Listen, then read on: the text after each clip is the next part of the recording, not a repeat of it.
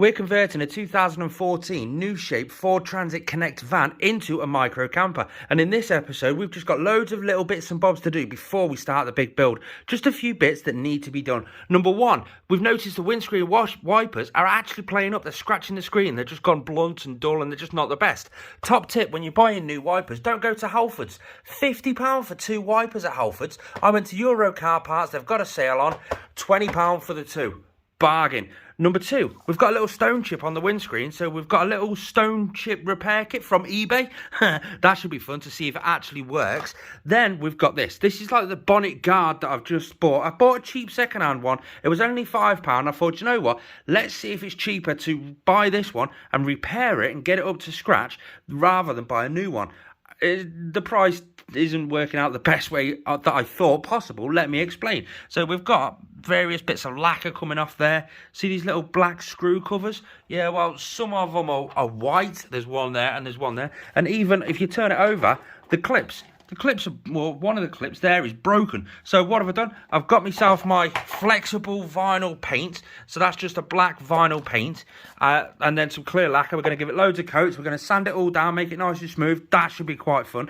We do have one little problem because we are going to be touching up some little marks that are actually on the van. Hence why we've got this, really. There's just loads of little pebble and loads of little stone chips and stuff everywhere. So we're going to be touching them up with a lovely little paint pen sort of thing.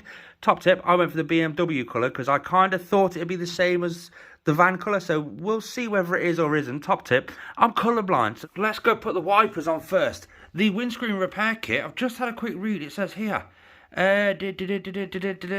must cure in direct sunlight. That isn't direct sunlight. It's your turn, guys. Hello, Indy. There you go, can you see the scratches? The wipers were quite cool. They come with loads of different fittings and stuff. So it's just a case of clip one off, put the fittings on that require for your vehicle, and then clip them back on again. These cheap bargain ones really do work. Let's do the other side now. Again, it's just clip one off. This is it. Clip the other one back in. Drop it back down. Perfect. Moment of truth. Do they work? We flick that there. No, it's not that one. It's that one. We'll just flick that down and see what happens. Oh, they work. That also surprised me. Now I'm going to do some touch-up work around some of the paintwork around the actual van. Now, I saw the Ford colour, and they're just out of stock, so I've got the closest one to it. I think this is the closest one to it. This is a BMW colour. You tell me, I'm colourblind. Right. I think so. Now it's got a tiny little point on the end, so we're going to start with some of these little small ones. Give it a wipe with a clean cloth. This is a face mask. Yes, I know. Don't judge me. And then we're basically just going to grab this, the little nib, and find some of the holes. These are some of the big holes. So that one there first, and we basically just squeeze it on. Give it a move around. There we go. Let that cure and see how it looks soon. Move over to this one. Do exactly the same. We basically just got to go over the whole van like this for those stone chips. We open it up and we've got this. This is where we see how good my nail polishing skills is. I don't think it's going to go very well, but it's supposed to be thin layers to stop it from dripping. Oh, see a drip happening. See, now to me the colour isn't too far off, and it's hardly noticeable when you are like a mile away. You won't notice it. We even got the scuffs on both the front ends. If you remember, it did have a couple of little scuffs. Now they're just not the right colour, but not as noticeable either. Now while we let that all to cure outside, it's either going to cure or it's going to freeze. We'll find out in the morning. We're going to start working on this bonnet guard. Now I've shown this off in a previous video. We got it for a £5 off Facebook Marketplace, solely because it has bits of damage. That's where the lacquer's peeling away and there's a bit of a chip. These black bungs hide the screws. Now some of them, the screws are still there and they're white underneath it. See, just over there and over there. It's all pitted, full of stone chips. So the plan is to basically sand it all down, get a nice key on it, remove all of these black bungs and the screws, and some of the clips underneath that clip it to the bonnet are actually broken, so we've got a whole new set of them. We're going to be adhering them to here, and then once it's all painted up, it's all lacquered up, we've got all the paint and stuff there, then we can let it cure for a few days and whack it on the car. I keep saying car when it's not a car, it's a van. But this is the joy when you do buy something second hand. You don't really know the condition and what the problems are. So this has got like a little nut all the way down in there, and it's just spinning on the axis. So I've got to try and jam something in there and then work the screwdriver from this side to be able to get it out. Oh God, the whole purpose of this is to basically see if it's cheaper to go second hand and repair than buy a brand new, because this whole van build is hoping to cost us less than £500. We'll see. It just tells you what this project's actually going to be like with this little wind deflector thing. It's took me an hour to ruin this bolt. I just can't get it off. I've tried absolutely everything, and now I think I've got it, but I don't know, it was just seized shut. It's a pain in the butt. I have just this little sinking feeling that that's how this whole project's going to go. But after a bit of a sand to smooth all the edges down, we shook up the paint, and the first coat, very, very light, far away so it doesn't patch up and bulk up anywhere, and just give it a nice gentle coat. The more coats you get on, the more durable it's going to be. The more coats you get on, the more heavier you can put it on. After we've done all the black, we're going to start dropping some lacquer on the top. That's just another clear protective film over the top of this, like a clear paint over the top. That's going to prevent any further stone chips in this item. After it's had like it's like 5 coats of the black flexible vinyl paint, that stuff, and we've just put our first coat of lacquer on it now. Now we're going to do a fair few coats of lacquer because we do want it to have a really nice shine.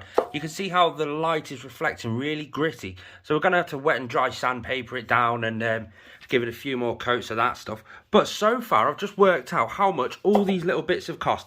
That's the 2 tins of paint, all the fixings that I've got to still put on it, and the wing itself, to see if it actually was cheaper than buying brand new. Brand new, it was £45 plus £5 postage. So far, that was 13. The paint was 17, and these were £5. So if my maths are right, about £35. So it is cheaper, but is it really worth saving yourself a tenner to go through all this trouble? Me personally, yes. It's actually working out really good, and it's really fun at the same time. Am I the only one that buys random finishing touches before the van's actually even like properly started? It's going to look nice on side, like the bulkhead on the inside, after we've got the bulkhead out, that is. Oh, that'll be in the next video. When I say on the bulkhead, I mean, can you see this piece up here? Well, we're actually leaving this top piece in here. And see these rivets? We're actually going to drill them out, because in the next video, we're going to be removing that bulkhead completely, which also means we're going to have to remove this seat that's this one just here, and this one. It's all one seat, so we're going to be removing the 60/40 seats, the headrests, because they're attached to the bulkhead, and that seat bar. We're actually going to be converting it into a 2-seater van rather than a 3-seater van. Oh. Top tip though, I've just picked up one of the single seats just there. That's from the base model Connect. With this being the trend version of the Ford Transit Connect van, this is the one below the limited being the top one. This comes with that aircon, this fancy interior, and just a few other bits and pieces. However, the base model, the traditional panel van model, comes with just a single seat. So fingers crossed when we change it all over, it doesn't throw the airbag light on. We'll have a look at that, because that is a common fault with one of these. But in the wise words of me, Richard, yes, shop around. That's right, shop around. Now, the only place I could really find the seats was scrapyards, junkies. But instead of me driving around, I just went onto eBay and typed in 2014 Ford Transit Connect braking, and it's all the vans that they're breaking up into nut and bolt spares, so you can buy any spares you want off that van, but the scrapyard's too lazy to actually take off the parts and list them all individually. I found a local one here, 220 quid for a seat. No. Then I found another one, 175, and I was like, Jesus Christ, I mean, there's a big difference in those prices, but I didn't realise they were that expensive. Then I went to another one, and what did I pay? £125 for that seat. It's a bit different from 225, isn't it? Shop around and you'll get a bargain. Check out the wipers. They're going to have a bit of a... Ooh, look, they work!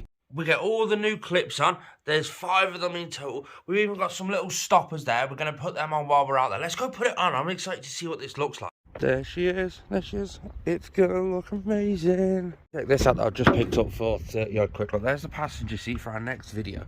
But big ass rooftop box. Oh, check that out. Massive. I can't wait to get that on and see how much space that gives us. With the bonnet catch, that's in the passenger side. Just grab it and give it a... Oh.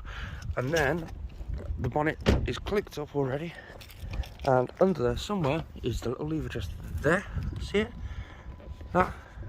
Give that a jiggle, and the bonnet comes up. There's the clips. The bonnet should go underneath that bit just there. On all 5 of them around there. Oh, a little bit more. Oh, wait there, maybe I should get the rest in before I start clicking that one in all the way. Let's get them in separately. So should have really got it lined up first. Yay! Right, so that one's in, that one's in, that one's in. Oh, that one's not, so there we go. And that one's in. Oh, let's see what it looks like when it's down. That is right after we go through and tighten all the bolts. Don't worry, these all get covered by little black grommet things. So we'll get these all tightened up. There we go. There we go. And the next one, little black grommet time. So in theory, if I can do these, I got fat fingers. This is hard. I've just dropped one. They should clip on just like that. There you go. See, I told you I dropped one. Finishing one. Last one. Last one. There we go. They just clip on.